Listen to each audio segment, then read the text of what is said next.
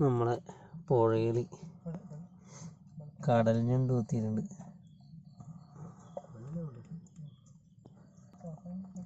ചെറിയതായത് ഇത് കാണിക്കാൻ വേണ്ടിയിട്ട് ഞാൻ പിടിച്ചതാണ്.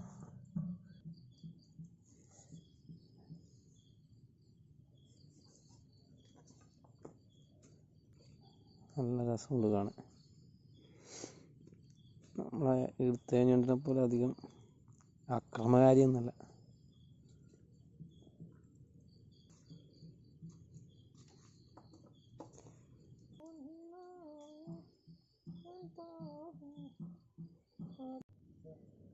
ഇതിനെ പുഴയിലേക്ക് തന്നെ ഇളക്കി വിടുമെന്ന്